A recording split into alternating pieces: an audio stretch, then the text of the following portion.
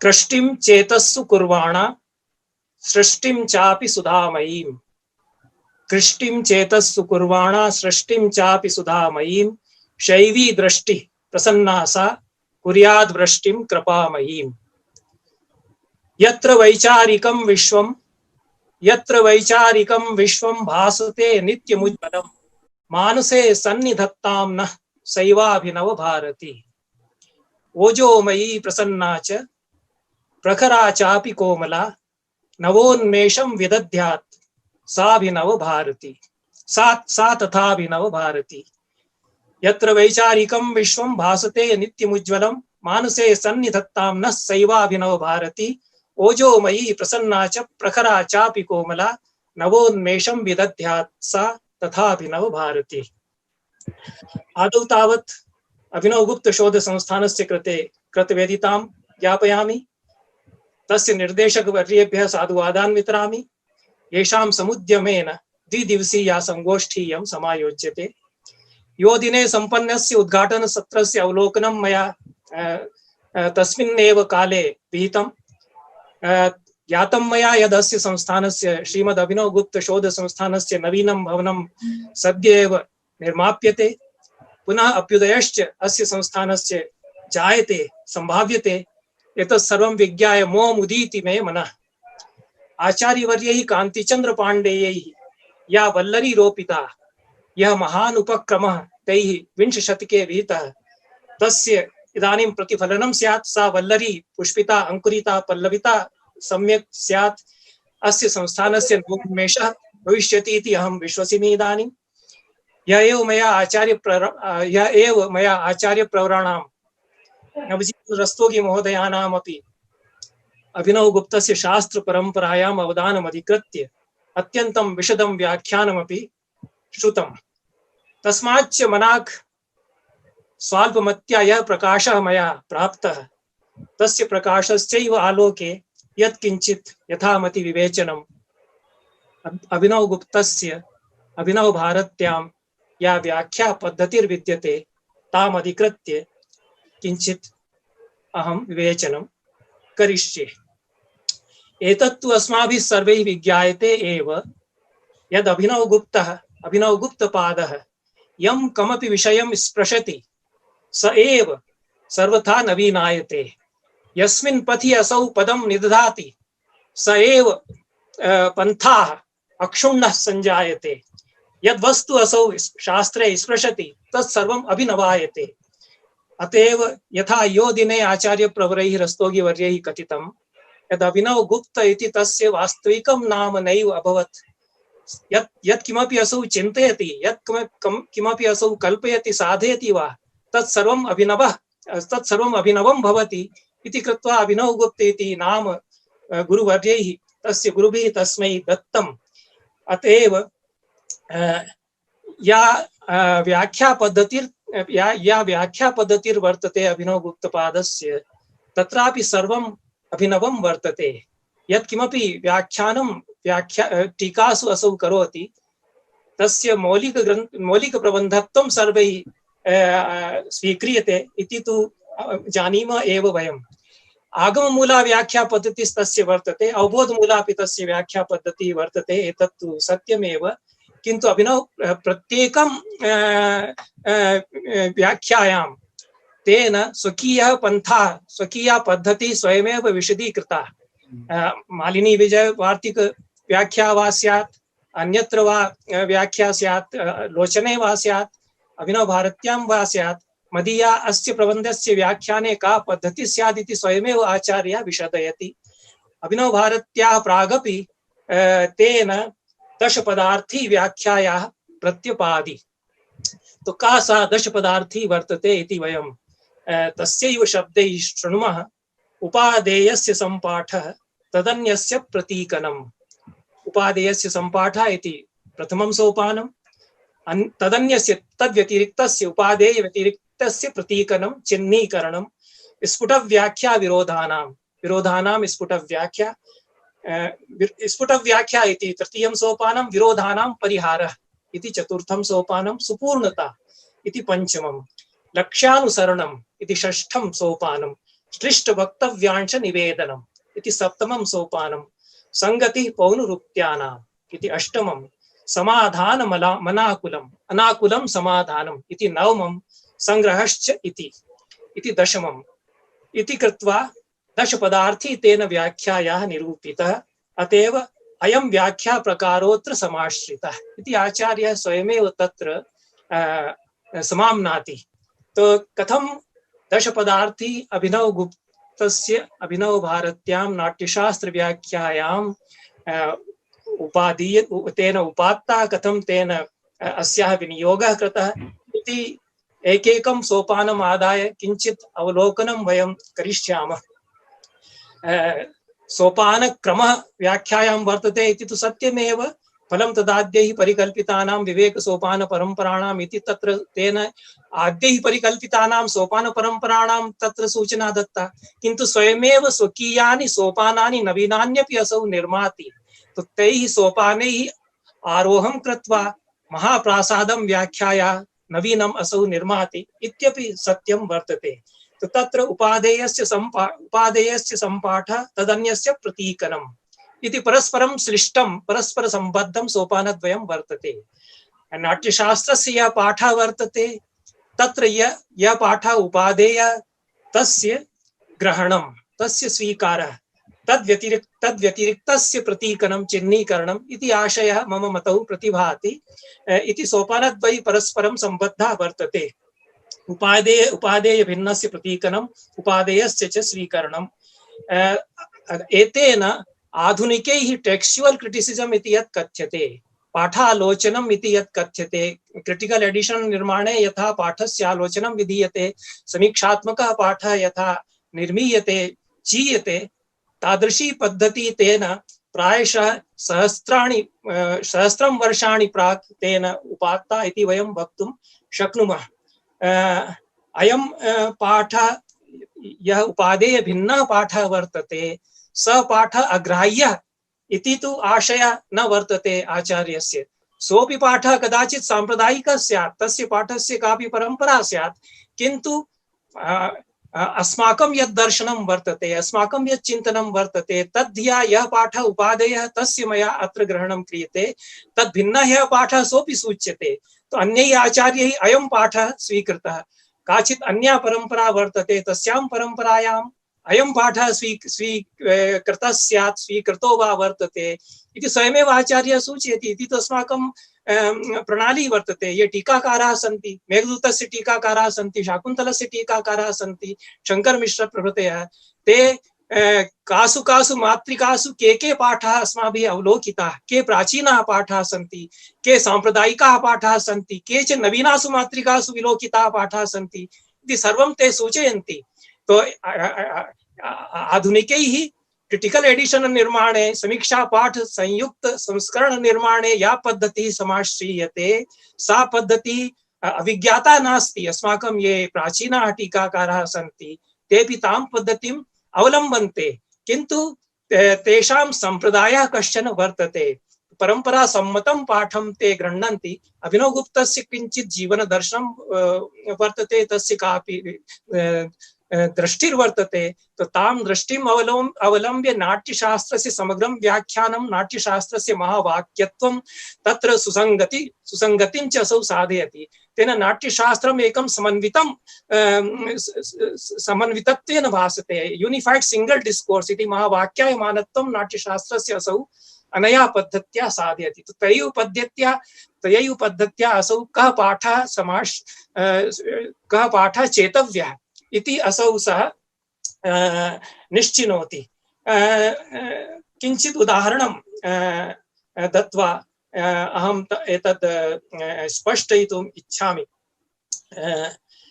नाट्यशास्त्रस्य प्रथमे अध्याये 45तमी कारिका वर्तते, 45th कारिका वर्तते। दृष्टा मया भगवतो नीलकण्ठस्य नृत्यतः कैशिकी श्लक्षनेपथ्या श्रृंगाररससंभवः। प्रसंगस्त्वत्रयं वर्तते यद् भरतमुनिः समुद्रमंथन समवकारं त्रिपुरदाहडिमं च इति रूपकद्वयं प्रयोजितवान्। तच्च समुद्रमंथन समवकारं भगवतः शिवस्य सन्निधौ गत्वा असौ प्रदर्शयामास। भगवता शिवेन उक्तं यदत्र कैशिकी वृत्तिरपि योजनीया। साधु कृतं, प्रदर्शनं तु साधु कृतं, वेल डन, किन्तु अत्र कैशिकी वृत्तिर्नास्ति। वृत्तित्रयं वर्तते, भारती, सात्वती, आरभटी इति वृत्तित्रयं तु वर्तते, किन्तु कैशिकी नास्ति। यदि कैशिकी नास्ति तर्हि सौन्दर्यं न भवति, लालित्यं न भवति, लास्यं न भवति, तत्र चमत्कारो नास्ति इति कृत्वा कैशिकी वृत्तिरपि यदि योज्येत तर्हि साधीय स्यात् इति कृत्वा भगवता शिवेन असौ परामृष्टः। भरतमुनि ऊचिवान् यत् अशक्या सा भगवन् प्रयोजयितुं स्त्रीजनादृते। स्त्रीजनैः केवलं कैशिकी वृत्तिः प्रयोक्तुं शक्यते। मम सविधे तु मम शिष्याः सन्ति, पुरुषाः सन्ति, तो पुरुषदलेन पुरुषपात्रैः अहं रूपकं प्रयोजयामि, स्त्रियः न सन्ति इति कृत्वा कैशिकी वृत्तिः मया प्रयोक्तुं नैव शक्यते। किन्तु कैशिकी वृत्तिः का वर्तते इति तु अहं जानामि, कथं तस्याः प्रयोगः स्यात् इत्यपि अहं जानामि। नाट्यशास्त्रस्य अयम् आचार्यः वर्तते, ब्रह्मा अयं नाट्यशास्त्रम् उपदिदेश, तन्नाट्यशास्त्रं तेन गृहीतम्, अतएव तिस्रो वृत्तयो न सन्ति, चतस्रः वृत्तयः सन्ति इत्यसौ जानाति। तो चतुर्थ्याः कैशिक्याः प्रयोगः कथं भवेत् इत्यपि असौ जानाति, किन्तु प्रयोक्तुं नैव शक्नोमि इति कथयति। तो दृष्टा मया भगवतो नीलकण्ठस्य नृत्यतः। भगवान् नीलकण्ठः यदा नृत्यति तदा कैशिकी वृत्तिः कथं तत्र उन्मिषति इति मया साक्षात् अनुभवः कृतः इति भरतमुनिः कथयति। सा शृङ्गाररससम्भवा वृत्तिर्भवति इति असौ कथयति। अत्र पाठान्तरम् अभिनवगुप्तः सूचयति। तो केचन आचार्याः दृष्टा मया इत्यस्य विकल्पे, दृष्टा मया इति तु अभिनवगुप्तस्य सम्मतः पाठः वर्तते। नाट्यशास्त्रस्य क्रिटिकल एडिशन मध्येपि अयमेव पाठः। अभिनवगुप्तेन बहवः तादृशाः पाठाः सूचिताः सन्ति ये बड़ौदा संस्करणे न सन्ति। तैः अभिनवभारती तत्रैव प्रकाशिता, किन्तु अभिनवगुप्तेन ये पाठाः सूचिताः ते पाठाः तैः नैव तत्र अंकिताः सन्ति। तो अत्र किञ्चित् पाठान्तरं विकल्पान्तरम् अभिनवगुप्तेन सूचितं वर्तते। तत्र अवधानम् अन्येषां नैव गतम् इति अहं मन्ये। तो दृष्टा मया इत्यस्य इति पाठस्य विकल्पे दृष्टो मया इति पाठः वर्तते इति आचार्यः सूचयति। तो केचन आचार्याः दृष्टो मया इति पाठं प्रस्तावयन्ति इति असौ कथयति। तो तेन दृष्टो मया इत्यस्य संगतिः कथं स्यात्, यत् दृष्टा उमया इति सन्धि विच्छेदः स्यात्। तो दृष्टा मया भगवता, दृष्टा उमया नीलकण्ठस्य नृत्यतः। उमया सार्धं भगवान् नीलकण्ठः यदा नृत्यति तदा कैशिकी वृत्तिः कथं तत्र उन्मिषति इति मया साक्षात् अनुभवः कृतः इति भरतमुनेः आशयः वर्तते इति पाठान्तरेण व्याख्यानं स्यात्। अभिनवगुप्तसम्मतं व्याख्यानं नास्ति, किन्तु दृष्टा उमया सह नीलकण्ठस्य नृत्यतः कैशिकी वृत्तिः मया इति आशयः स्यात्।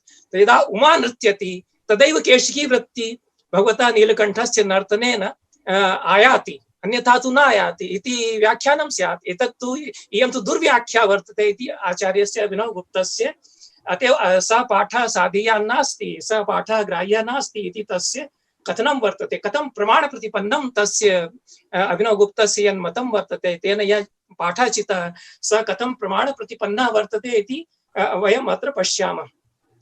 ये पूर्वपक्षिणः सन्ति, ये आचार्यः दृष्टा उमया सह नृत्यतः भगवतः नर्तने अस्माभिः इति ये आशयं गृह्णन्ति, तेषाम् अयम् आशयः वर्तते यत् कैशिकी वृत्तिस्तु स्त्रीणां नर्तने एव भवेत्।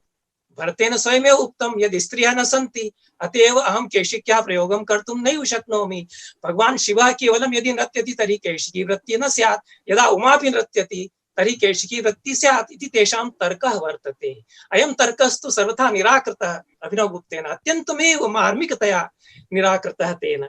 असौ कथयति यत् अयं पुरुषः वर्तते, इयं स्त्री वर्तते, अस्य प्रयोगेण कैशिकी स्यात् पुरुषस्य, अस्याः स्त्रियाः प्रयोगेण अस्य पुरुषस्य प्रयोगेण कैशिकी न स्यात्, यतोहि सा लालित्य संभवा वर्तते, सौकुमारी संभवा वर्तते।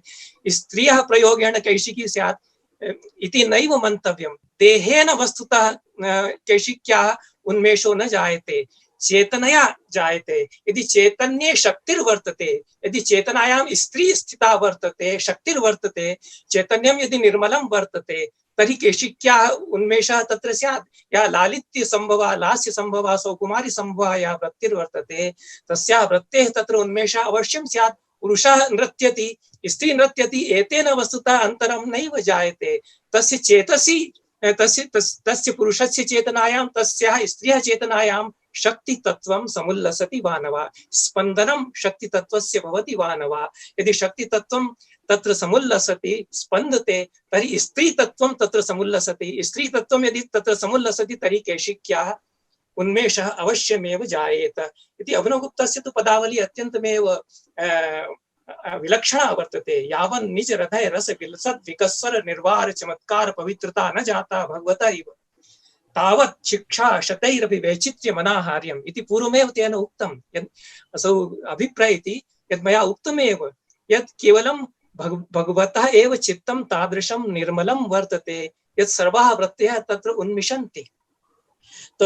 तस्य हृदये यादृशः रसोन्मेषः रससमुच्चलनं वर्तते तेन विकस्वर निर्वार चमत्कार पवित्रता जायते। तेन सर्वाः वृत्तयः स्वतः उन्मिषन्ति। सर्वाः प्रवृत्तयः सर्वाः वृत्तयः सर्वे रसाः तस्य प्रयोगे स्वतः एव उन्मिषेयुः। शिक्षा शतैः वैचित्र्यम् अनाहार्यं भवति। केवलं प्रशिक्षणेन तत्र कैशिक्याः निर्माणं स्यात् उन्मेषः स्यात् इति तु नैव मन्तव्यं। यथा इल्म से शायरी नहीं आती इति गालिब कविना उक्तम्। वेदाभ्यास जड़ा कथम न विषय व्यावृत्त कौतूहलो निर्मातुं प्रभवेन् मनोहरमिदं रूपं पुराणो मुनिः। अयं वेदाभ्यास जड़ा मुनिः वर्तते तस्य निर्माणे सौन्दर्यं न स्यात् रूपं न स्यात्। रूपं सौन्दर्यं वैचित्र्यं कथं स्यात् यत् चित्तं सर्वथा स्त्रीवन् निर्मलं स्यात्। शक्ति तत्त्वं तत्र उन्मिषेत्। यदि शक्ति तत्त्वस्य स्त्री तत्त्वस्य भावना वर्तते चेतनायां तर्हि सर्वाः वृत्तयः कैशिकी सहिताः तत्र अवश्यम् उन्मिषेयुः इति तत्र आशयः वर्तते। अतएव द्रष्टा उमया सार्धं नीलकण्ठस्य नृत्यता इति यः पाठः कैशिदाचार्यैः स्वीकृतः सः पाठः साधीयान् नास्ति द्रष्टा मया इति युक्तः पाठः वर्तते एव। मातृका स्वयमेव पाठः वर्तते एव। केचन आचार्याः एतादृशं प्रस्तावं कृतवन्तः। अभिनवगुप्तस्य पूर्ववर्तिनः केचन आचार्याः कृतवन्तः। तेषां पाठस्य तेन सूचना गृहीता। तेषां यः पाठः वर्तते तस्य खण्डनं तेन विहितम् इति। तस्य पाठालोचन पद्धतिः कीदृशी प्रामाणिकी वर्तते। आधुनिकं यत् टेक्स्चुअल् क्रिटिसिजम् वर्तते तत् अतिशयाना वर्तते तस्य पाठालोचन पद्धतिः इति वयं अत्र पश्यामः। यतोहि तत्र कारणम् असौ पूर्वापर प्रसंग निर्देश पुरस्सरम् असौ तत्र प्रमाणं प्रस्तौति यत् नाट्यशास्त्रे एव निर्दिष्टं यत् भगवान् विष्णुः यदा नर्तनम् अकरोत् मधुकेटवयो संहार समये असौ विचित्रैः पदैः यदा चलति स्म तदा आर्भटी वृत्तिर्निर्मिता। यदा अपशब्दाः ते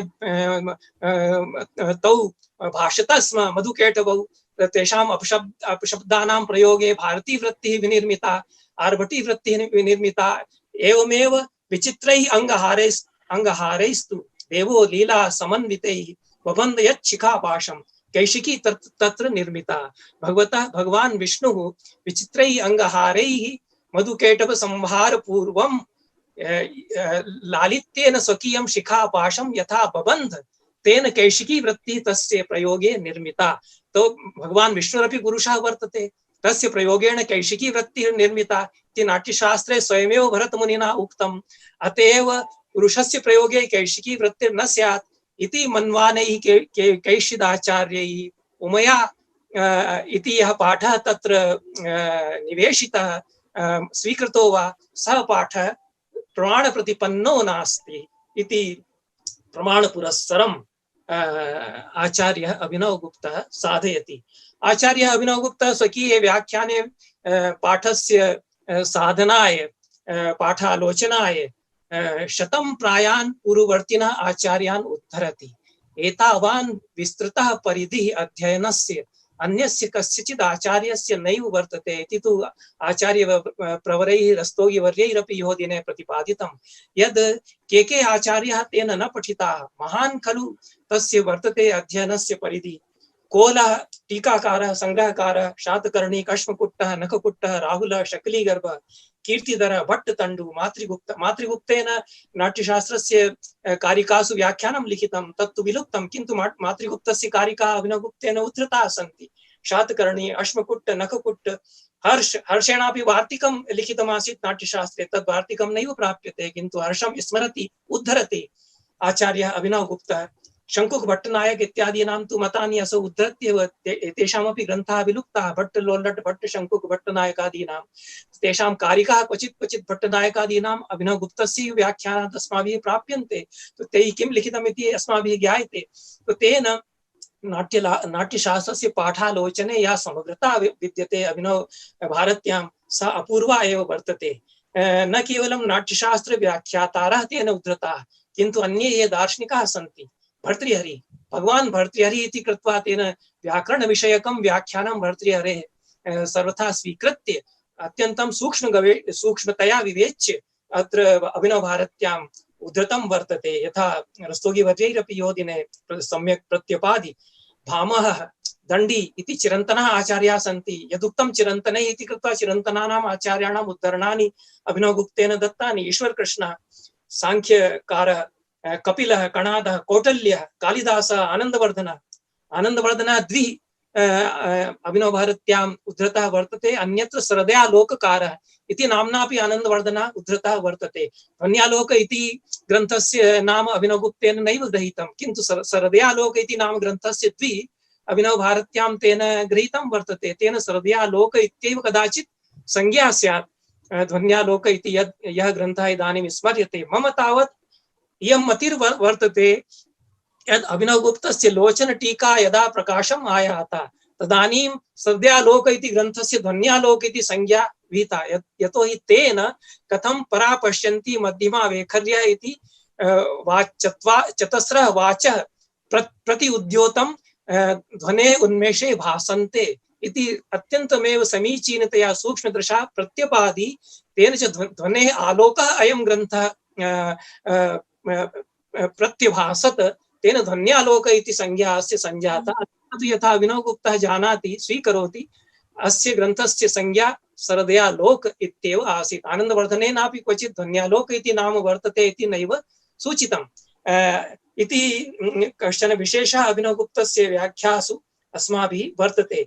यथा मया उक्तं यद् क्वचित् क्वचित् अन्यासु मातृकासु अयं पाठो मया दृष्टः, अयमपि पाठः साधीयान् स्यात् इत्यपि सूचना अभिनवगुप्तेन दीयते, किन्तु मया अन्यः पाठः चितः, तस्य कथं स्वीकार्यता वर्तते इति असौ सप्रमाणं प्रतिपादयति। तच्च अस्माभिः तस्य शान्तरस विवेचने विशिष्य विलोक्यते। तत्र शान्तरस परम्परायां काचन परम्परा वर्तते यत्र नवरसाः स्वीकृता। अभिनवगुप्तस्तु साग्रहं प्रतिपादयति यत् इयमपि परम्परा प्राचीना वर्तते। यासु मातृकासु नवरसाः नाट्ये स्मृताः इति पाठः वर्तते, ताः अपि मातृकाः पुरातन्यः सन्ति। अष्टौ नाट्ये रसाः स्मृताः इति पाठः यासु मातृकासु वर्तते, ताः अपि पुरातन्यः वर्तते। उभयोः संप्रदायः वर्तते, उभयोः संगतिः वर्तते। ये अष्टरसवादिनः सन्ति तेषामपि शान्तस्य महारसत्वेन अष्टानां रसानां शान्तरस पर्यवसायित्वं कल्पयितुं शक्यते। शान्तस्तु महारसः, किन्तु नवमः रसः शान्तः वर्तते इति या काचन परम्परा वर्तते, सापि परम्परा प्राचीनासु मातृकासु स्फुटं प्राप्यते इति अभिनवगुप्तः सूचयति। अतएव श्रृंगार हास्य करुणा रौद्रवीर भयानकाः बीभत्साद्भुत संज्ञौ चेत्यष्टौ नाट्ये रसाः स्मृताः इति 15तमी या कारिका वर्तते 6ठे अध्याये नाट्यशास्त्रस्य। तत्र बीभत्साद्भुत शान्ताश्च नवनाट्य रसाः स्मृताः इति पाठान्तरमपि स्वीकार्यम् इति अभिनवगुप्तस्य वर्तते दृष्टिः, स्वीकृतिः। तस्य प्रमाणपुरस्सरं विवेचनम् असौ शान्तरस विवेचने साधु करोति। सर्वत्र पाठ केवलम् एकस्मिन् स्थले नैव, यत्र यत्र नवरसाः, यत्र यत्र अष्टौ रसाः, यत्र यत्र अष्टौ स्थायी भावाः इति पाठः नाट्यशास्त्रे आयान्ति, तत्र तत्र अष्टौ इति पदस्य स्थाने कथं नव मातृकासु मया दृष्टम् इति अभिनवगुप्तः सूचयति। तो सर्वत्र संगतिः नवरसवादस्य शांत रससहितस्य असौ साधयति इति तस्य व्याख्याने वयम् अवलोकयामः। यतो हि रतिर्हासश्च शोकश्च क्रोधोत्साहो भयं तथा जुगुप्सा विस्मयश्चेति स्थायी भावाः प्रकीर्तिताः इति 17तमी कारिका 6 अध्याये नाट्यशास्त्रे वर्तते। तत्र अभिनवगुप्तः सूचयति जुगुप्सा विस्मयश्चेति इत्यस्य स्थाने जुगुप्सा विस्मय शमा इति कैश्चित् पाठः स्वीकृतः इत्यसौ सूचयति। अतएव सर्वत्र या नवरस परंपरा वर्तते तस्या संगति तेन आद्यन्तम् आमूलं नाट्यशास्त्रे साध्यते। तेन च त्रिवर्गात्मक प्रवृत्ति धर्म विपरीत निवृत्ति धर्मात्मको मोक्षफलः शान्तः। तत्रापि कथं रसचर्वणः स्यात्, कथं तत्त्वज्ञानं तस्य स्थायी भावः स्यात् इति प्रमाण पुरस्सरम् अग्रे तेन साधितं। किन्तु तस्य एतादृशी सूक्ष्मदृष्टिर्वर्तते यत् कुत्रापि पाठच्युतिर्न भवति। मात्रिकासु अष्टरसानुकूलः पाठः प्रायः दृश्यते, किन्तु अन्यासु मात्रिकासु नवरसानुकूलः पाठः यत्र यत्र वर्तते तं पाठम् असौ कथं गवेषयति। यत्र देवताः कीर्तिताः सन्ति रसानां, तत्र एकस्यां मात्रिका परंपरायां शांतरसस्य देवता नैव कीर्तिता, किन्तु अन्यस्यां मात्रिकायां शांतरसस्यापि देवता कीर्तिता इति गवेष्य अभिनवगुप्तः तत्र सूचयति। तो शृंगारो विष्णुदेवत्यो, हास्य प्रमथ देवता, रौद्रो रुद्राधिदेवत्यः, करुणो यमदेवता, बीभत्सस्य महाकालः, कालदेवो भयानकः, वीरो महेन्द्रदेवः स्यात्, अद्भुतो ब्रह्मदेवता इति अष्टानामपि रसानाम् अष्टौ देवताः अत्र कीर्तिताः। तो मुख्या या मात्रिका परंपरा वर्तते तस्यां परंपरायां नवमस्य शांतरसस्य देवता नैव कीर्तिता, किन्तु अभिनवगुप्तस्य सविधे या मात्रिका तस्य गुरुपरंपरया प्राप्ता वर्तते तत्र शान्तस्यापि देवता कीर्तिता इति असौ तत्र पाठं प्रस्तूय साधयति। तत्र वीरो महेन्द्र देवस्याद् अद्भुतो ब्रह्मदैवतः इत्यस्य स्थाने वीरो महेन्द्र देवस्याद् बुद्धः शान्ते अब्जजोद्भुते इति पाठः मात्रिकायां दृष्टः। केचन आचार्याः अस्माकं गुरुवः इति पाठं तत् स्वीकुर्वन्ति। तेन बुद्धः शान्ते इति पाठः स्वीकृतः स्यात्। तो शान्तस्य रसस्य देवता बुद्धः वर्तते। तो कः बुद्धः इत्यपि तत्र असौ व्याख्याति। अत्यन्तमेव रोचकं प्रकरणमिदं वर्तते। यतो हि केषाञ्चित् मतं वर्तते यत् शान्तरसस्य या अवतारणा जाता सा जैन परंपरायां मूलतः आसीत्, बौद्ध परंपरायां वा मूलतः आसीत्।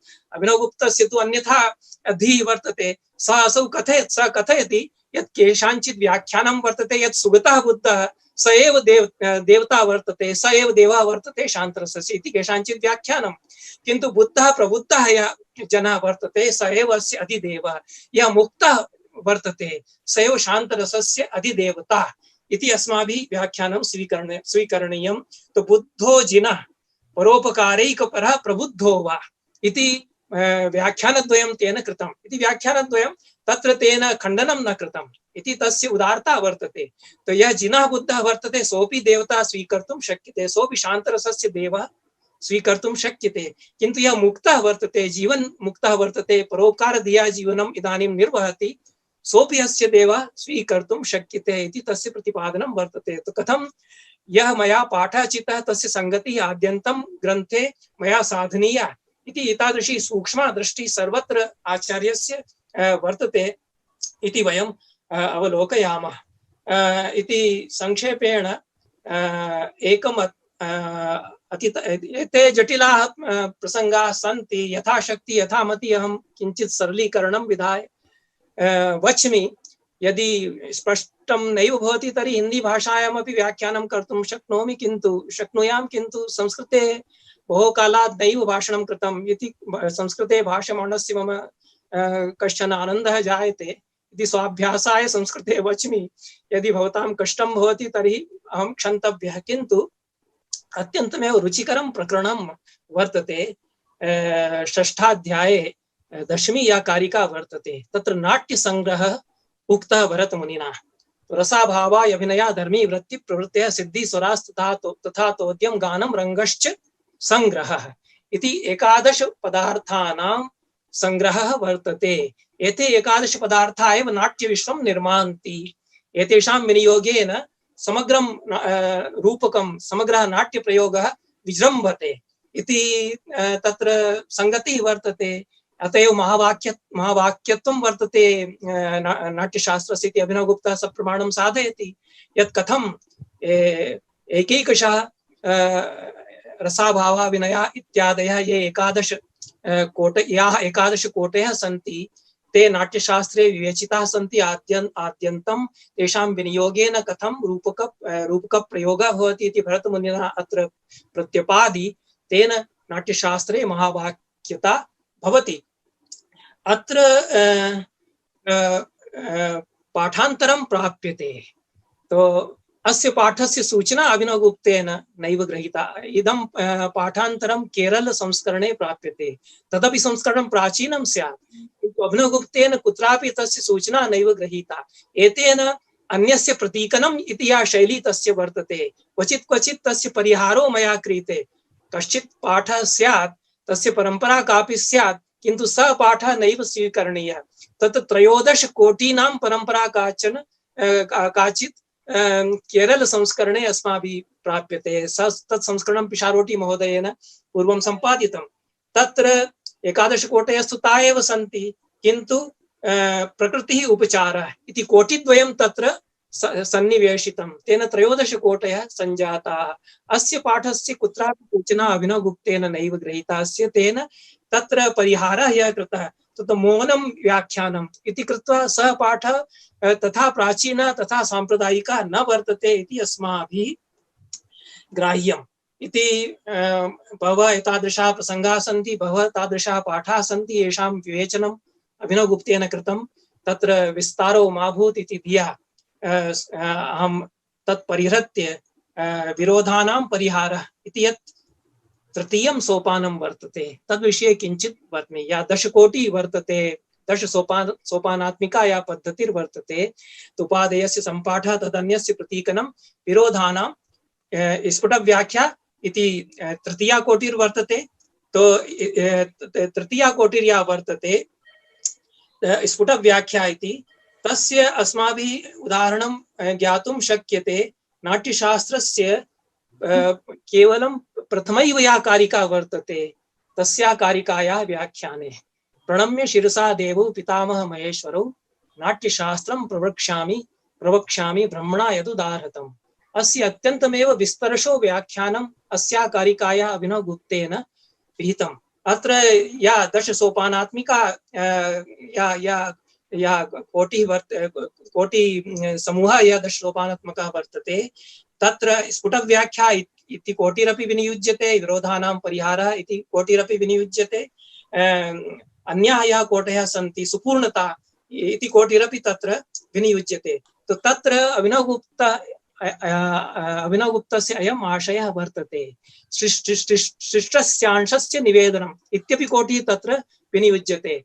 तो प्रणम्य शिरसा देवौ पितामह महेश्वरौ इत्यत्र श्लेषः सम्भाव्यते। पितामह इत्यस्य अर्थस्तु ग्रांडफादर इत्यपि भवितुम् अर्हति। और महेश्वर इत्यस्य अर्थः इन्द्रोपि भवितुम् अर्हति। महेश्वरः कश्चन राजापि स्यात्। यतो हि राजापि महेश्वर इति सम्बोधनेन सम्बोध्यते। अतः अभिनवगुप्तः कथयति यत् पितामह इत्यनेन पदेन ब्रह्मा, महेश्वर इति पदेन शिवः इति अर्थः अत्र गृहीतः। तस्य संगतिः यः श्लेषः भवति तस्य संगतिः कथं साधनीया। यतो हि पितामह एव अत्र वस्तुतः नाट्यशास्त्रस्य उपदेष्टा वर्तते। अतएव पितामह इति पदस्य प्रयोगेण ब्रह्मा इत्यर्थ एव ग्राह्यः। महेश्वर इति कथनेन शिव इत्येव अर्थः ग्राह्यः। यतो हि केवलं शिव एव तत्र नटराजः वर्तते। स एव भरतमुनिं केशिकी वृत्ते भरतमुनिये उपदेशं करोति। तस्य तथा नाट्यशास्त्रस्य निर्माणे समुद्भवे उल्लासे यादृशी भूमिका वर्तते तादृशी अन्यस्य देवस्य नास्ति। इन्द्रस्यापि क्वचित् भूमिका वर्तते, स तु प्रयोजिता वर्तते, किन्तु निर्माता समुल्लासयिता असौ तथा न वर्तते। इति कृत्वा पितामह इति पदेन ब्रह्मा, महेश्वर इति पदेन इन्द्रस्य, महेश्वर इति पदेन शिवस्यैव अर्थः ग्राह्यः इति श्लिष्टपदानां प्रयोगेण क्वचित् या भ्रान्ति जायते तस्य निराकरणं कृत्वा तत्र प्रणम्य शिरसा इति यत् पदद्वयं वर्तते तेन शीर्षा प्रणमनं यत् सूचितं तेन आंगिकं सूचितं। यतोहि प्रणम्य इति केवलं नोक्तं, शिरो नमन पूर्वकं प्रणामः अत्र भरतमुनि प्रणामं कृत्वा अहं नाट्यशास्त्रं प्रवक्ष्यामि इति भरतमुनि अत्र अभिप्रयति। तेन आंगिकस्य अभिनयस्य सूचना। शिरो नमन पूर्वकं यदा प्रणामः क्रियते तर्हि तत्र मनसापि प्रणामः क्रियते और वचसापि प्रणामः क्रियते एव। तत् आंगिकं वाचिकं सात्विकम् इति अभिनयत्रयम् अत्र सूचितं। तो नाट्यशास्त्रस्य यत् विषयवस्तु वर्तते तद् विषयवस्तु अत्र सम्यक् भरतमुनिना केवलं प्रणम्य शिरसा इति पदद्वयेन सूचिता। नाट्यशास्त्रस्य अधिकारी कथम् अत्र सूचितः, विषयः सम्बन्धः प्रयोजनमपि कथम् अत्र सूचितम् इति अनुबन्धचतुष्टयमपि अत्र कथं प्रणम्य शिरसा देवो पितामह महेश्वरौ नाट्यशास्त्रं प्रवक्ष्यामि इति एतेन कथनेन अनुबन्धचतुष्टयमपि संसूच्यते इति अभिनवगुप्तः अत्र सम्यक् प्रतिपादयति। भरतमुनिः उपदेष्टा वर्तते, तस्य शिष्याः सन्ति, ते अधिकारिणः सन्ति, असौ उपदेशं करोति। तो उपदेशस्य कापि परंपरा वर्तते, सा परंपरा ब्रह्मणः प्रादुर्भूता वर्तते। तो ब्रह्मणः ये नटाः सन्ति तेषां या महती परंपरा वर्तते, तेषां प्रयोगाणां या महती परंपरा वर्तते, तस्या परंपरायाः आगम परंपरायाश्च अत्र यथा निर्वाहः कृतः, यथा अत्र विवेचनं कृतं, तादृशं शास्त्रमिदं वर्तते इति शास्त्रस्य अत्र विषयः संकीर्तितः। तस्य अधिकारी अत्र सूचितः, तस्य प्रयोजनमपि अत्र ये नाट्यशास्त्रं ज्ञातुम् इच्छन्ति तेषां कृते, ये सन्ति नटाः तेषां कृते उपादेयमिदं स्यात् इति तत्र प्रयोजनमपि सूचितम् इति कृत्वा अभिनवगुप्तस्य दर्शनं वर्तते। तद् दर्शनं प्रथमायामेव कारिकायां नाट्यशास्त्रस्य कथं प्रतिफलति इत्यपि असौ सूचयति। तत्र भट्टनायकस्य व्याख्यानम् असौ समुद्धरति। यद् भट्टनायकस्तु ब्रह्मणा यदुदाहृतम् इति पदैः ब्रह्मणा उदाहृतत्वेन प्रथमोपदेशः अस्य नाट्यशास्त्रस्य ब्रह्मणा विहितः। ब्रह्मणा उपदेशे तु समग्रापि सृष्टिः ब्रह्मणा निर्मिता इति पुमर्थोपाय रूपता अस्य नाट्यस्य साधिता भवति। पुमर्थोपाय रूपता यदि साधिता भवति तर्हि मोक्षपुरुषार्थोऽपि अत्र गृहीता भवति। यदि मोक्षपुरुषार्थः अत्र गृहीता भवति तर्हि शान्तरसस्यापि अत्र ग्रहणं भवति इति कृत्वा शान्तस्यापि रसस्य अत्र संग्रहः प्रथमायां कारिकायां भरतमुनिना सूचितः इति अभिनवगुप्तः अभिप्रयति। या चतुर्थी कोटिर्वर्तते विरोधानां परिहारः। तत्र ये पूर्वपक्षिणः सन्ति तेषां मतानि नैकत्र अभिनवगुप्तेन अभिनवभारत्यां पर्यालोचितानि। विशेषतः भट्टोद्भट्टः स तु नाट्यशास्त्रस्य व्याख्यां रचितवान्, सा व्याख्या नैव प्राप्यते। भट्टोद्भट्टस्य अलङ्कारग्रन्थस्तु प्राप्यते, किन्तु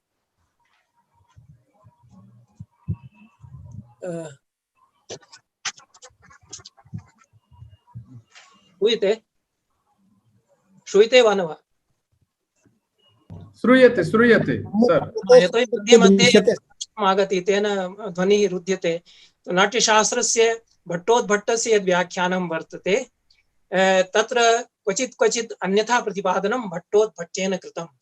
तत्र याः एकादशकोटयः कीर्तिताः सन्ति अभिनवगुप्तेन आचार्येण भरतमुनिना, रसाभावाय अभिनया धर्मीवृत्ति प्रवृत्तय सिद्धि स्वरास्तथा तोद्यं गानं रङ्गस्य संग्रहः इति एकादशयाः कोटयः तेन कीर्तिताः सन्ति।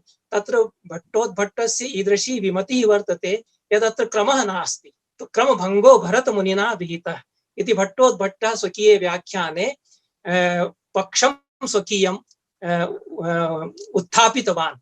अस्य पक्षस्य निराकरणम् अभिनवगुप्तेन समीचीनं कृतम्।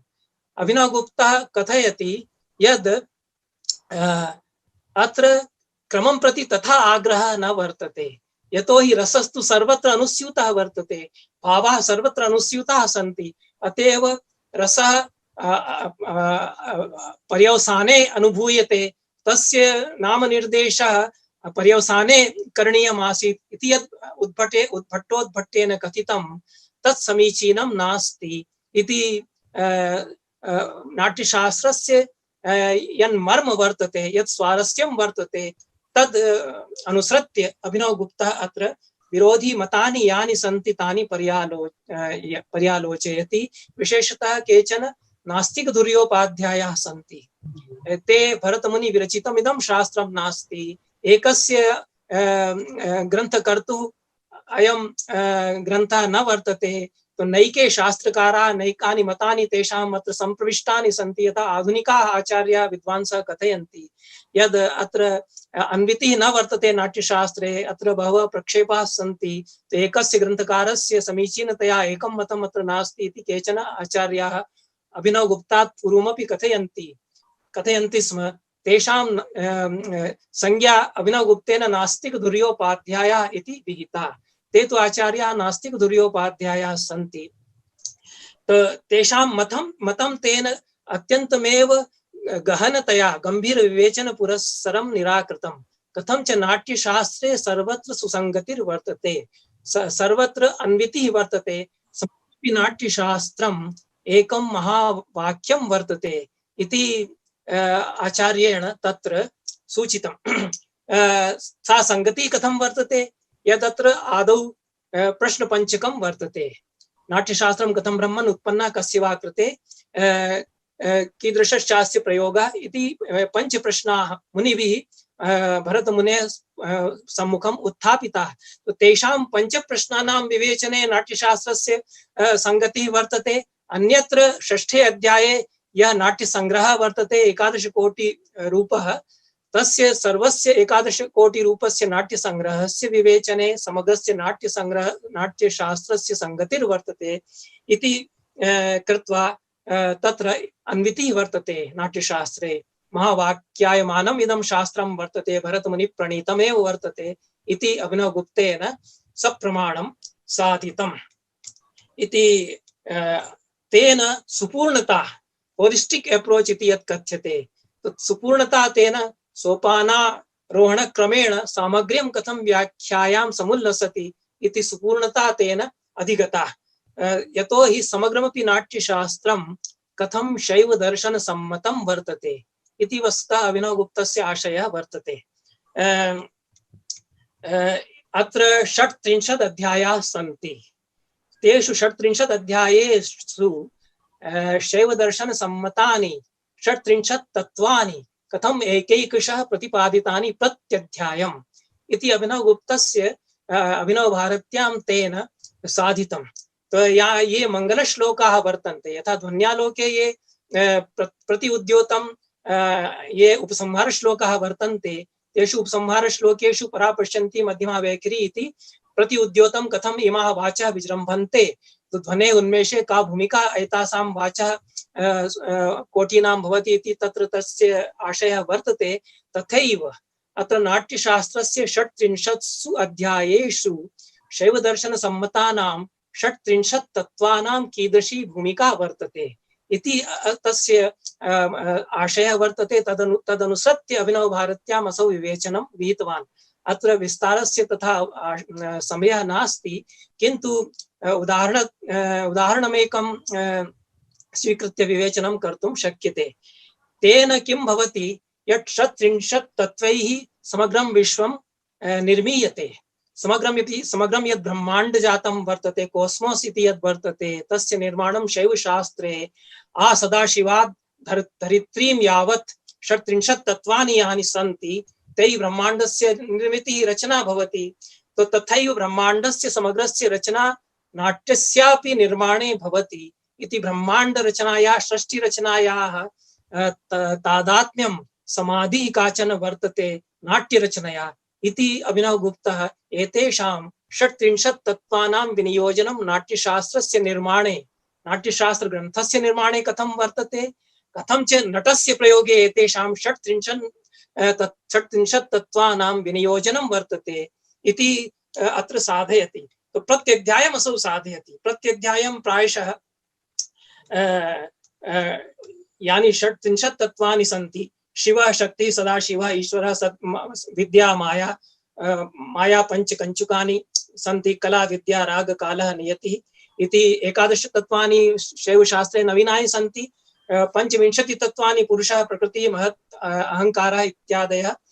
सांख्ये योगे च यानि गृहीतानि सन्ति तानि शैवशास्त्रेऽपि गृहीतानि सन्ति इति 25 एकादश इति मिलित्वा 37 तत्त्वानि स्वीकृतानि 37 तत्त्वानाम् उपरि अनुत्तररूपं किञ्चित् महत् तत्त्वमपि तत्र स्वीकृतम् अतएव 37तमम् अध्यायं द्विधा विभज्य 37तमम् अध्यायं 37तमम् अध्यायम् अभिनवगुप्तः तत्र योजितवान् इति तस्य काचन शैवशास्त्र सम्मता दृष्टि अत्र अभिनवभारत्यां वर्तते।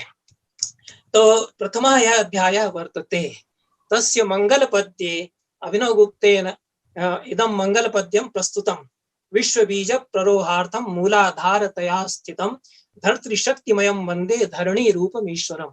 अत्र धरणीरूपस्य ईश्वरस्य वन्दना कृता। अस्यामेव धरण्यां प्ररोहा भवन्ति, अंकुराः भवन्ति, पल्लवितं भवति सर्वं वनस्पति जातं।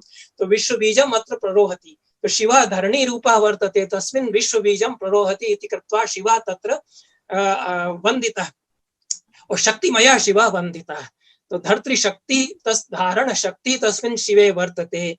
असौ धरणीरूपः शिवः वर्तते, तस्मिन् विश्वम् उन्मीलति इति तस्य धरणीरूपस्य शिवस्य वन्दना प्रथमाध्यायस्य नाट्यशास्त्र व्याख्यानस्य आदौ तेन विहिता। तेन नाट्यस्य उद्भवं भरतमुनि अत्र विवेचितवान् प्रथमे अध्याये। तो नाट्यस्य उद्भवं यथा धरण्यां उद्भवः भवति विश्वस्य, तथैव नाट्यस्य रंगमंचे उद्भवः भवति इति आशयः तत्र वर्तते इति अभिनवगुप्तस्य व्याख्यानं भवति। एवमेव प्रत्येकम् अध्याये नाट्यशास्त्रस्य 37 तत्त्वानि यानि सन्ति शैवदर्शनसम्मतानि तानि एकैकशः क्रमशः तेन गृहीतानि। अतएव विरोधिनां नास्तिक दुर्योपाध्यायानाम् आचार्याणां यद् व्याख्यानम् आसीत् यदत्र अन्वितिर्नास्ति, किंचित एकस्य आचार्यस्य एका दृष्टिः अत्र सुसंगता नास्ति इति तेषां यत् विमतम् आसीत् तस्य निराकरणमपि अनेन विवेचनेन जायते। द्वितीये अध्याये यत् मङ्गलं वर्तते तत्र व्युत्क्रमेण एतेषु अध्यायेषु कथं विनियुज्यन्ते शैवदर्शनसम्मतानि यानि तत्त्वानि। यतोहि अन्तिमतया तु तत्र सदाशिवः परममहेश्वरः प्राप्तव्यः। तो अन्तिमे अध्याये 38तमे अध्याये अन्यथा 37तमे अध्याये वा यः परममहेश्वरः अनुत्तररूपं यद् वर्तते तत्त्वं तत् कथं प्राप्तव्यम् इति प्रदर्शनीयं भवति। तो आदौ यद् स्थूलतमं तत्त्वं वर्तते शैवशास्त्रे तस्य कीर्तनं भवति, ततः सूक्ष्मात् सूक्ष्मतरं यानि तत्त्वानि सन्ति तेषां कथम् अधिगमः भवति नाट्यशास्त्र इति ग्रन्थे नाट्यशास्त्रस्य प्रयोगे वा नाट्यप्रयोगे वा इति अत्र आशयः। तो द्वितीये अध्याये जलं, तो धरित्र्या अनन्तरं जलम्, एवमेव पंचमहाभूतानि यानि सन्ति तेषां कीर्तनं अत्र कृतं। यथा ध्वन्यालोकेऽपि व्युत्क्रमेण परा पश्यन्ति मध्यमा वैखरी इति सूक्ष्मात् सूक्ष्मतरं तत्त्वं तत्र प्रथमं कीर्तितं।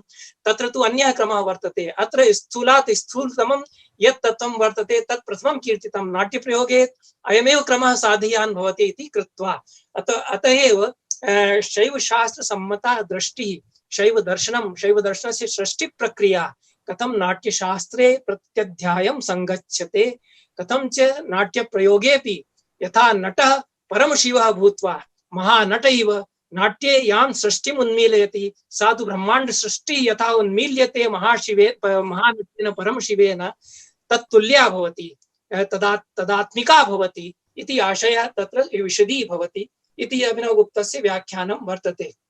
यदि 5 निमेषाः स्युः तर्हि अन्याः कोटयः सन्ति सृष्टवक्तव्यांश निवेदनम् इति तु मया कीर्तितमेव। यथा यत्र श्लेषः भवति सृष्टाः परस्परं संश्लिष्टानि वक्तव्यानि क्वचित् भवन्ति, तासां विभज्य व्याख्या अभिनवगुप्तेन विधीयते इति वयम् अवलोकयामः एव।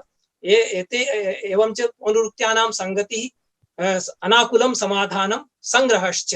कथं च संग्रहः जायते, एकीभावः जायते, सर्वाः कोटयः एकस्मिन् अनुस्यूता भवन्ति इति नाट्यशास्त्रस्य अभिनवभारत्यां व्याख्यायाम् अभिनवगुप्तः साधयति। तेन रसव्याख्यायां या पद्धतिः तेन आश्रिता सापि पद्धतिः अत्र आद्यन्तम् अभिनवभारत्यां प्रतिफलति। ऊर्ध्वोर्ध्वमारुह्य यदर्थ तत्त्वं धीः पश्यति श्रान्तिमवेदयन्ति फलं तदाद्यैः परिकल्पितानां विवेक सोपान परंपराणां। केचन काश्चन विवेक सोपान परंपराः आद्यैः निर्मिताः सन्ति।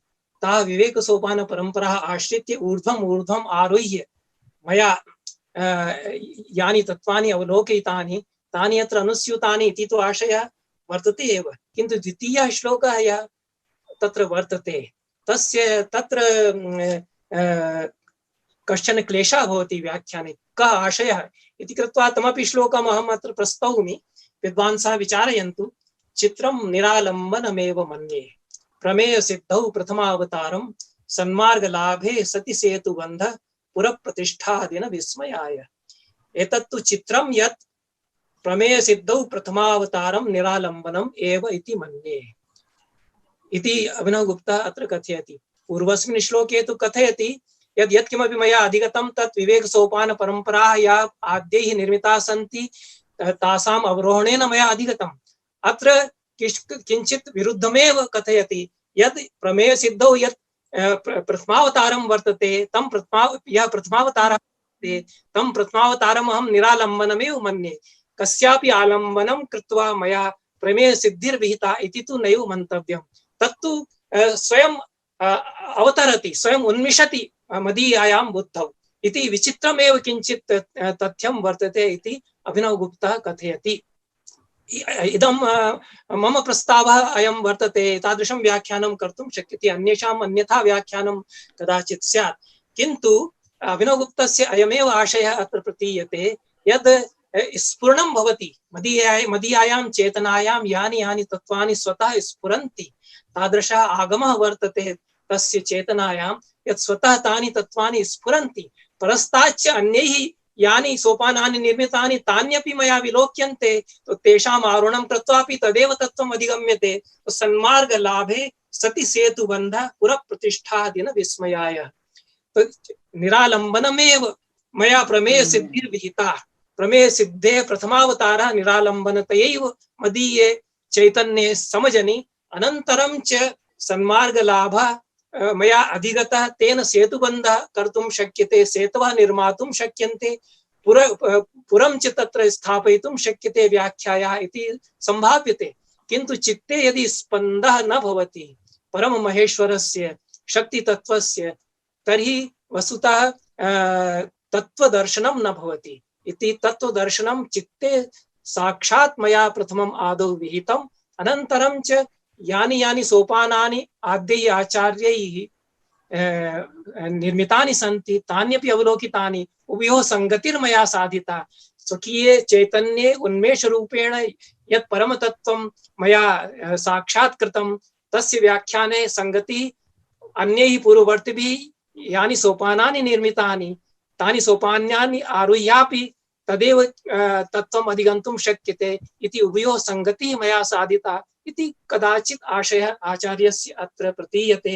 अतएव तृतीयं यत् पद्यं वर्तते यत्र अभिनवगुप्तस्य कीदृशी व्याख्या पद्धतिर्वर्तते तस्य अस्माभिः सर्वथा स्पष्टं चित्रं प्राप्तुं शक्यते।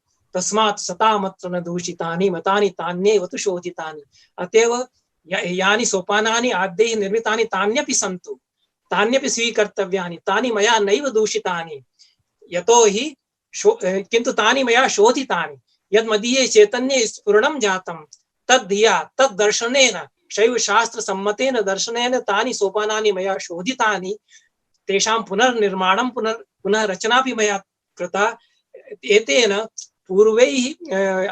पूर्वेभिः आचार्यैः प्रतिष्ठापिता या योजना वर्तते तस्मिन् मूलप्रतिष्ठा मया साधिता। यन्मूलं तत्त्वं वर्तते मदीये चैतन्ये स्फुरितं तस्य प्रतिष्ठापि मया विहिता। और पूर्वेषाम् आचार्याणां पूर्ववर्तिनाम् आचार्याणां या सोपान परंपरा वर्तते तयापि मया आरोहणं विहितम् इति उभयमपि मया साधितम् इति काचन व्याख्या पद्धति आद्यन्तम् अभिनव भारत्यां सुसंगता वर्तते। एवं च या दशपदार्थी वर्तते व्याख्याया या अभिनवगुप्तेन उपादेयस्य सम्पाठः तदन्यस्य प्रतीकनम् इति कृत्वा कीर्तिता। अत्र रसव्याख्यान भूमिकायां या पद्धतिः कीर्तिता तस्य उभयोरपि संगतिः अनयोः अभिनवभारत्याम् अस्माभिः दृश्यते इत्येव कथयित्वा अत्र विरमामि। भूयो भूयो धन्यवादाः।